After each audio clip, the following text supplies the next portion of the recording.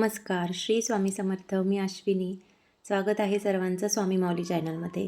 तर आजच्या व्हिडिओमध्ये मी तुमच्यासोबत कुंचन सेवा कशी करते आणि कुंचन सेवेची पूजा मांडणी कशी करते, तर हे मी तुमच्यासोबत शेअर करणार आहे आणि थोडक्यात आजची देवपूजासुद्धा तुमच्यासोबत शेअर करणार आहे. तर व्हिडिओ स्किप न करता शेवटपर्यंत नक्की बघा. आणि तुम्ही जर चॅनलवरती नवीन असाल तर चॅनलला लाईक, शेअर आणि सबस्क्राईब नक्की करा, जेणेकरून असेच नवनवीन व्हिडिओ तुम्हाला सर्वात आधी बघता येतील. चला तर मग आजच्या व्हिडिओला सुरुवात करू. तर सगळ्यात महत्त्वाचं म्हणजे धनलक्ष्मी कुंचन सेवा जी आहे तर ती का केली जाते. यासोबतच आपल्याला धनाची सुद्धा प्राप्ती होते आणि कर्जमुक्तीसाठी सुद्धा ही पूजा जी आहे तर ती केली जाते. ही सेवा जी आहे ती विशेषतः शुक्रवारी केली जाते किंवा मग तुम्ही प्रत्येक मार्गशीर्ष महिन्याच्या किंवा प्रत्येक महिन्याच्या गुरुवारी जरी ही पूजा केली तरीसुद्धा चालतं. आणि त्यासोबतच अक्षय तृतीयेच्या दिवशीसुद्धा आपण ही पूजा आवर्जून करायला हवी. तर ही पूजा मांडणी कशी करावी आणि कोणत्या पद्धतीने करावी, तर हेच मी आज तुमच्यासोबत साध्या सोप्या पद्धतीने शेअर करणार आहे. तर चला आता व्हिडिओला सुरुवात करूया. तर सर्वात आधी बघा, माझी आजची देवपूजा जी आहे ती अशा प्रकारे झालेली होती. छान आणि सुंदर साध्या सोप्या पद्धतीने आज सगळ्या देवांना छानपैकी फक्त शुद्ध जलाने मी स्नान घातले. आज पंचामृताने स्नान नाही घातले, कारण आज कुंचन सेवा मांडायची होती आणि त्यात भरपूर वेळ जातो. त्यामुळे मग देवपूजा जी आहे ती मी सकाळीच करून घेतली होती आणि रोजच्यासारखीच देवपूजा जी आहे ती सगळी झालेली आहे. फक्त आज पंचामृताने स्नान मी नाही घातलं देवांना, कारण शुक्रवार, गुरुवार किंवा मंगळवार किंवा अमावस्या, पौर्णिमा या दिवशी तर देवांना मी पंचामृताने स्नान घालतेच.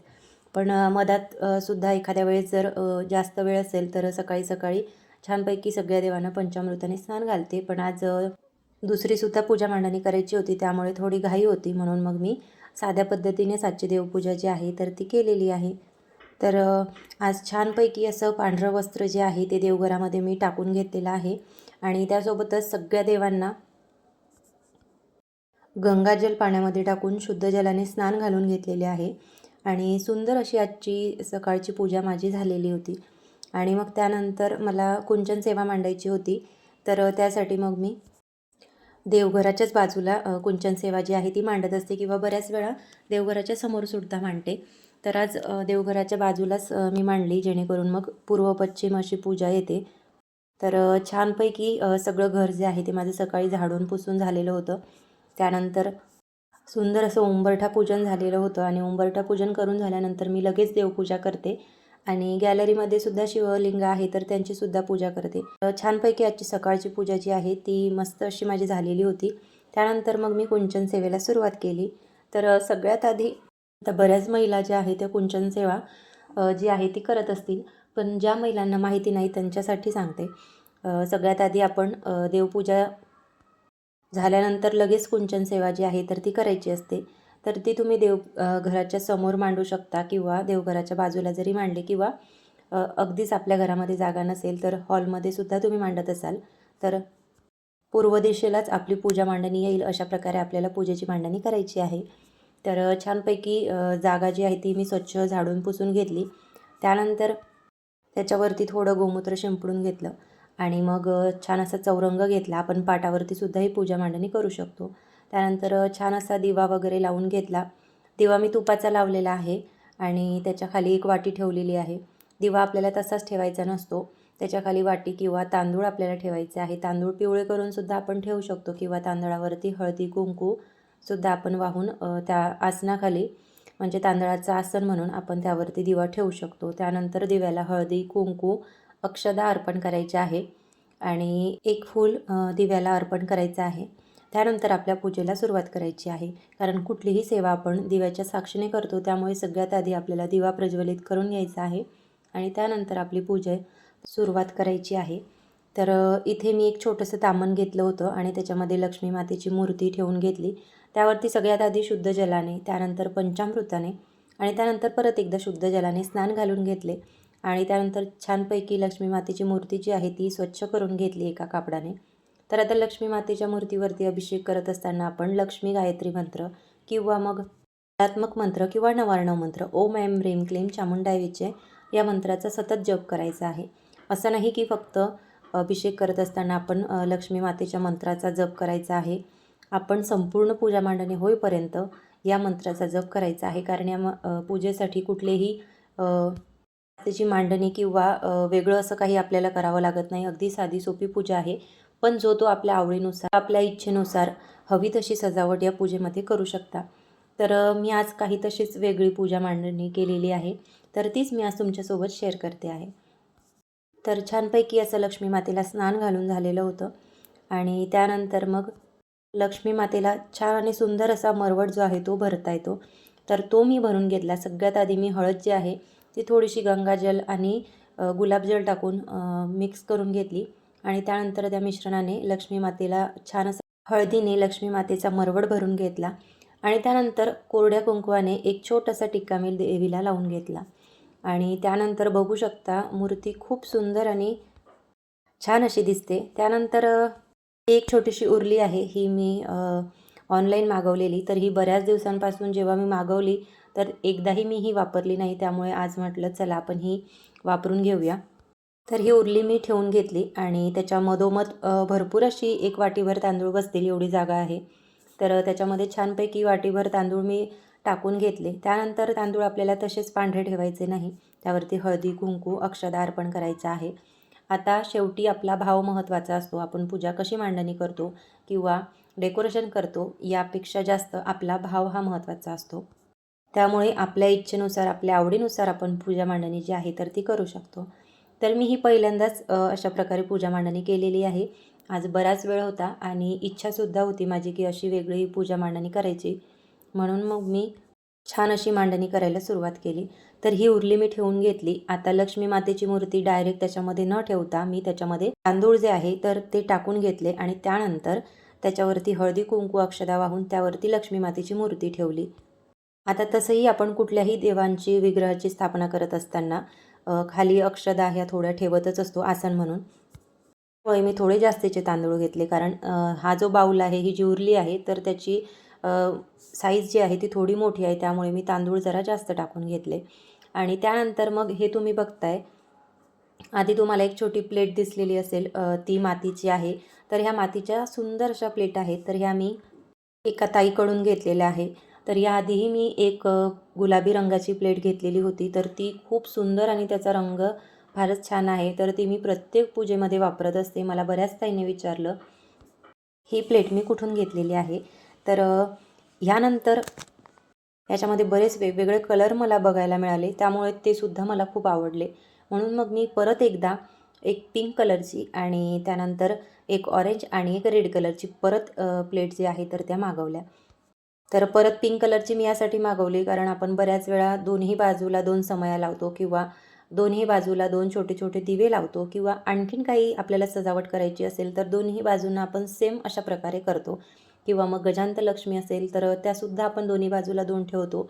तर त्यासाठी म्हणून मग मी एक जी दुसरी परत गुलाबी कलरची मातीची प्लेट आहे तर तीसुद्धा मागवली. कारण आधीची तर माझ्याकडे होतीच आणि मग आणखीन एक परत मागवली. त्यामुळे मग आता 2 सारख्या कलरच्या ज्या प्लेट्स आहेत तर त्या माझ्याकडे झाल्या आणि छान असा सेट माझा तयार झालेला आहे. तर त्याच्यासोबतच ही एक ऑरेंज कलरची सुद्धा मागवली होती आणि हे जे पावलं आहे तर हे सुद्धा मी त्या ताईंकडूनच मागवले होते. ही पावलं जी आहेत तर ते मी बऱ्याच वेळा पूजेमध्ये मांडते. मार्गशीर्ष गुरुवाराची पूजा असेल किंवा मग दिवाळीच्या पूजेच्या मांडणीमध्ये किंवा इतर काही महालक्ष्मी मातेची पूजा असेल तर त्याच्यामध्ये मी ही पावले जे आहे तर ती मांडत असते आणि धनलक्ष्मी कुंचनची जी सेवा करते तर त्याच्यामध्ये सुद्धा ही पावले जी आहेत तर ती मी मांडत असते. तर हे बघू शकता ह्या 2 प्लेट्स आता माझ्याकडे सारख्या झालेल्या आहे. ही एक प्लेट तर आधीचीच आहे आणि ही एक मी आता परत मागवली. तर आता दोन्हीही कलर छानपैकी मॅचिंग असे झालेले आहे. त्यामुळे आता हे दोन्हीही बाजूला मी ते ठेवू शकते. कारण काय होतं वेगवेगळे कलर असल्यामुळे डिझाईन तर एकच आहे पण कलर वेगळे असल्यामुळे आपल्याला ते दोन्हीही बाजूला ठेवल्यानंतर थोडं वेगळं वाटतं. म्हणून मग मी एकाच कलरचा आणखीन एक प्लेट जी आहे तर ती मागवली आणि ह्या 2 वेगळ्या कलरच्या मागवल्या कारण थोडंसं वेगळं काहीतरी म्हणून मग एखाद्या वेळेस दुसरा कलर जो आहे तो आपल्याला यूज करता येतो. त्यामुळे मग एक रेड आणि एक ऑरेंजसुद्धा मागवली. तर छान अशी लक्ष्मी मातेची पावले आहे तर ती मी ऑरेंज कलरच्या प्लेटवरती ठेवली आणि त्यानंतर जी रेड कलरची प्लेट होती ती खाली पाटावरती मांडली. कारण चौरंगावरती तर तुम्ही बघू शकता आता काहीच जागा शिल्लक राहिली नव्हती. त्यामुळे तिथे काहीच पूजा मांडणी जी आहे ती आता करता येणार नव्हती, त्यामुळे मग मी पाट जो आहे तो खाली मांडून घेतला आणि त्याच्यावरती छानपैकी लाल वस्त्र अंथरून घेतलं. आता ही जी मातीची लाल कलरची प्लेट आहे, तर त्याच्यासोबत कापड टाकलेला आहे खाली, तर तो सुद्धा मॅचिंग झालेला आहे. तर तो कापड मला दुसरा घ्यायचा होता, पण नेहमीप्रमाणे मी हाच घेतला. त्यामुळे मग हे दोन्ही कलर जरा सेम झाले आहे, पण एवढा पण सारखा नाही वाटत आहे. थोडा वेगळा कलर दिसतोय कापडाचा आणि जे मातीची प्लेट आहे त्याचा. तर हा कलर थोडा वेगळा वाटावा म्हणून मग त्याच्यावरती जे आसन मला ठेवायचं होतं, तर ते मी पिवळ्या कलरचं ठेवलं, जेणेकरून थोडं वेगळं आणि छान वाटतं. कारण त्याच्यावरती आपल्याला आता कुंचन सेवा मांडायची होती. तर कुंचन सेवा मांडायच्या आधी हा छोटासा माझ्याकडे कुंचन आहे. तर ह्या कुंचनमध्ये मी प्रत्येक शुक्रवारी कुंचन सेवा जी आहे तर ती करत असते. तर ही सेवा आपण शुक्रवारी, मंगळवारी किंवा मग पौर्णिमेला करू शकतो. त्यासोबतच तुम्ही आपल्या देवीचा जो वार असेल तर त्या वारानुसार सुद्धा तुम्ही ही पूजा मांडणी करू शकता. आणि प्रत्येक पौर्णिमेला आपण ही पूजा मांडणी जी आहे तर ती करू शकतो. आता प्रत्येक महिन्याच्या पौर्णिमेला आपण जशी सत्यनारायणाची पूजा मांडणी करतो, अगदी त्याचप्रमाणे आपल्याला ही कुंचन सेवा करायची आहे. तर या कुंचनवरती नारायणाचा फोटो आहे आणि त्याच्याच अगदी बाजूला लक्ष्मी मातेचं एक चिन्ह आहे. त्याच्या आजूबाजूला गजांत लक्ष्मी आहेत आणि खाली शंखचक्र आणि गदा दिलेला आहे. तर त्यांनासुद्धा आपल्याला अष्टगंध, हळदी आणि कुंकू लावून घ्यायचं असतं. तर छानपैकी हळदी आणि कुंकू जे आहे ते मी आधीच ओलं करून ठेवते, कारण संपूर्ण पूजा होईपर्यंत बऱ्यापैकी कुंकू आणि हळद जे आहे तर ते मला लागतं. त्यामुळे मग परत परत जे कोरडं कुंकू आहे ते हातावरती घ्यायचं आणि एकत्र करायचं आणि परत हात धुवायला उठायचं. त्यामुळे मग मी असंच एका प्लेटमध्ये हळदी, कुंकू आणि अष्टगंध जे आहे ते ओलं करून घेते वेगवेगळ्या थोड्या जागेमध्ये आणि त्यानंतर मग सगळी पूजा होईपर्यंत छानपैकी हळदी कुंकू जे आहे ते मला पुरतं. तर हळदी आणि कुंकू जे आहे ते मी सगळ्या देवांना लावून घेतलं होतं. त्यानंतर आपल्याला या कुंचनच्या खाली अष्टदल रांगोळी काढायची असते. आता अष्टदल रांगोळी काढणं आपल्याला खूप कठीण जातं, त्यामुळे याच्यासाठी सुद्धा मी एक साचा घेतलेला आहे. तर आता इथे तर आपल्याला हाताने रांगोळी काढता येत नसेल आणि आपल्याकडे साचासुद्धा नसेल, तर आपण अशा प्रकारे मी जे आता ही नाणी ठेवलेली आहेत, तर ही नाणीसुद्धा आपण ठेवू शकतो. तर ही मी 5-5ची एकसारखी 7 नाणी घेतलेली आहे. याऐवजी तुम्ही ₹1 नाणीसुद्धा घेऊ शकता किंवा ₹10 नाणीसुद्धा घेऊ शकता किंवा 2-2ची जरी घेतली तरी देखील चालेल. तर अशा प्रकारची 5 नाणी आपल्याला घ्यायची आहे. तर इथे मी 5-5ची 7 नाणी घेतलेली आहे आणि ती गोल आकारामध्ये आपल्याला ठेवून द्यायचं आहे आणि एक मधोमध ठेवायचं आहे, जेणेकरून त्याचा फुलासारखा आकार होईल. तर अष्टदल रांगोळी जर आपल्याला काढता येत नसेल, तर पर्याय म्हणून आपण ही जी नाणी आहेत तर ही वापरायची आहे. तर आज मी अष्टदल रांगोळी न काढता इथे नाणी ठेवून घेतलेली आहे आणि अष्टदल रांगोळी आपण जरी काढली तरी देखील नाणी आपल्याला ठेवायचीच असतात. तर छानपैकी नाणी मी सगळी ठेवून घेतली.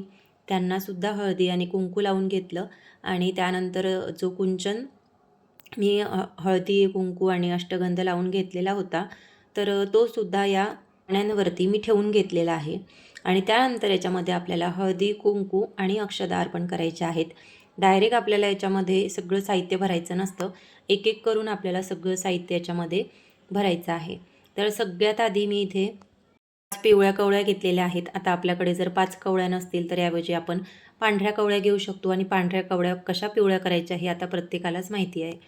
तर पांढऱ्या कवळ्या घेतल्या तर पांढऱ्या किंवा पिवळ्या कवळ्या घेतल्या तर अतिउत्तम पिवळ्या कवळ्या आपण घ्यायच्या आहे. त्या आपण कुंचनमध्ये टाकायच्या आहे. त्यानंतर परत त्याच्यावरती आपल्याला थोडे तांदूळ टाकायचे आहे. मूठभर तांदूळ आपल्याला त्याच्यावरती टाकायचे आहे. त्यानंतर हळदी, कुंकू, अक्षता अर्पण करायचे आहे आणि त्यानंतर एक चॉकलेटी कवळी असते, तर ती मोठ्याच आकारामध्ये येते.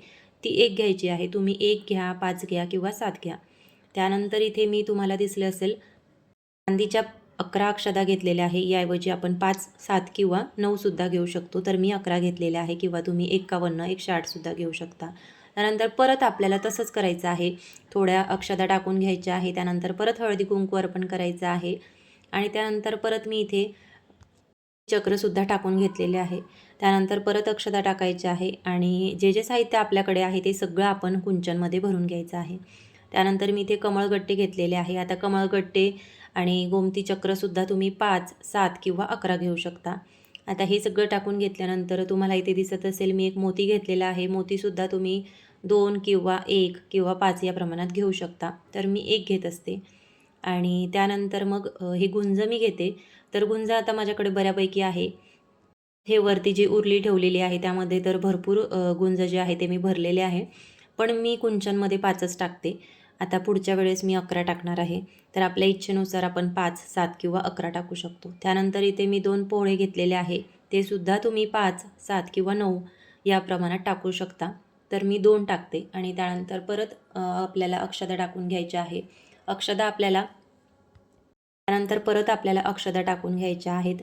तर अक्षता टाकून घेतल्यानंतर आपल्याला त्याच्यामध्ये एक लघु नारळ असतं ते सुद्धा टाकायचं असतं. ते तुम्ही चांदीचं सुद्धा घेऊ शकता. पण मी जे आपलं पूजेमधलं छोटं नारळ असतं तेच घेते. ते मी टाकून घेतलं. त्यासोबत आपण लवंग, वेलची हे सुद्धा टाकू शकतो. तर हे सगळं साहित्य मी याच्यामध्ये टाकून घेतलं. त्यानंतर हा एक छोटासा लक्ष्मी माता, सरस्वती माता आणि गणपती बाप्पा असलेला छोटासा एक शिक्का माझ्याकडे आहे. तर तो मी पूजेमध्ये ठेवून घेत असते. तर तो मी तांदळावरती ठेवून घेतला आणि तांदूळ आपल्याला कुंचनमध्ये पूर्ण भरून टाकायचा आहे. संपूर्ण कुंचन जो आहे तो आपला भरून गेला पाहिजे एवढे तांदूळ आपल्याला त्याच्यामध्ये टाकायचे आहे. तर सगळा कुंचन भरून घेतला. त्यानंतर छोटासा शिक्का जो होता तो सुद्धा कुंचनवरती ठेवून घेतला. त्याला हळदी, कुंकू, अक्षता अर्पण केलं आणि त्यानंतर गुलाबाचं फूल आपल्याला अर्पण करायचं आहे.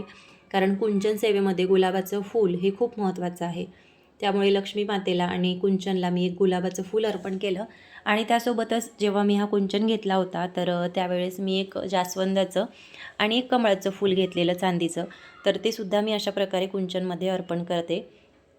तर ते डायरेक्टसुद्धा आपण ठेवू शकतो. पण ते फुलामध्ये ठेवण्याचं कारण हे की ते ठेवल्यानंतरसुद्धा तुम्ही बघू शकता एकदम गुलाबाचा जो कलर आहे तो अतिशय लाल आहे आणि त्याच्यामध्ये जे पांढरं चांदीचं फूल आपण ठेवतो तर त्यामुळे ते फूल जे आहे ते आणखीनच उठून दिसतं. त्यामुळे मग मला ते आवडतं. म्हणून मग मी असं गुलाबाच्या फुलामध्ये हे छोटंसं फूल ठेवते आणि त्यानंतर मग ते पूजेमध्ये मांडते.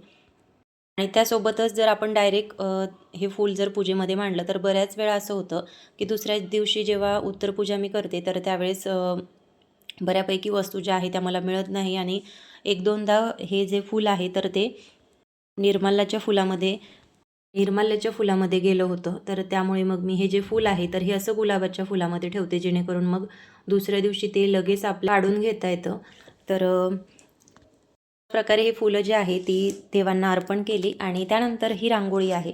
तर ही मी घरीच तयार केलेली आहे आणि ही मला खूप आवडते. आत्तापर्यंत मी जेवढ्या रांगोळ्या तयार केल्या होत्या त्यामध्ये ही मला खूप आवडते आणि याच्यामध्ये जे कमळाचं फूल मी तयार केलं होतं तर ते दुसरं आहे आणि हे मी असेच 2 कमळाचे फुलं जे आहे तर ते बनवले होते. तर हेच कमळाचं फूल याच्यामध्ये मला ठेवायला आवडतं. त्यामुळे मग मी हे मोठं जरी असलं तरी हेच ठेवते. तर छानपैकी हे फूल जे आहे ते मधोमध ठेवून घेतलं आणि सुंदर अशी आपली झटपट रांगोळी जी आहे ती तयार झाली होती. त्यानंतर मग नैवेद्य म्हणून मी देवीला दूध आणि साखरेचा नैवेद्य दाखवते आणि त्यानंतर मग जो आपला स्वयंपाक झालेला असतो तर तो मी देवीला अर्पण करते.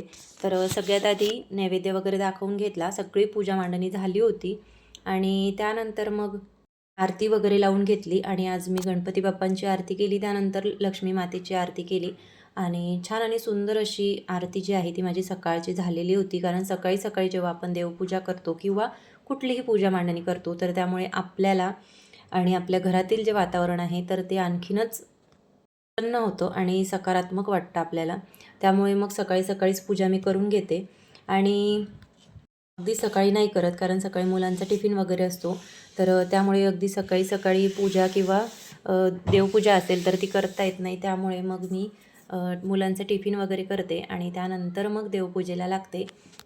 छान अशी माझी पूजा मांडणी झालेली होती. त्यानंतर मी जो स्वयंपाक केलेला होता तर त्याचा नैवेद्य मी लक्ष्मी मातेला दाखवून घेतला आणि आणि त्यानंतर मग देवीचे काही मंत्र असतील, स्तोत्र असतील तर ते मी पठण करते आणि श्रीयंत्र आहे. तर श्रीयंत्रावरती सुद्धा कुंकुमार्चन विधी जो आहे तो आपण प्रत्येक शुक्रवारी ज्यावेळेस आपण कुंचन सेवा मांडतो तर त्यावेळेस आपल्याला श्रीयंत्र जे आहे ते कुंचन सेवेमध्ये मांडायचं आहे.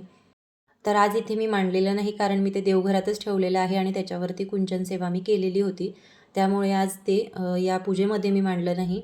पण प्रत्येक वेळेस जेव्हा मी आत्तापर्यंत पूजा मांडणी केलेली आहे कुंचन सेवेची तर त्यावेळेस मी श्रीयंत्र जे आहे ते कुंचन सेवेमध्ये घेतलेलं आहे.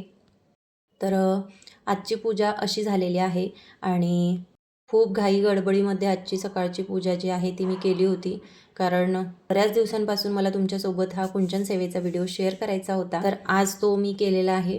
तर कसा वाटला तुम्हाला आजचा हा व्हिडिओ हे कमेंट करून मला नक्की सांगा. आणि तुम्ही जर चॅनलवरती नवीन असाल तर चॅनलला लाईक, शेअर आणि सबस्क्राईब नक्की करा आणि व्हिडिओला हाईपसुद्धा करा, जेणेकरून असेच नवनवीन व्हिडिओ तुम्हाला सर्वात आधी बघता येतील. आणि तुमच्यापैकी ही कुंचन सेवा कोणी कोणी केलेली आहे हे कमेंट करून मला नक्की सांगा. चला तर मग परत भेटूया अशाच एका नवीन व्हिडिओसोबत. तोपर्यंत सर्वांना श्री स्वामी समर्थ.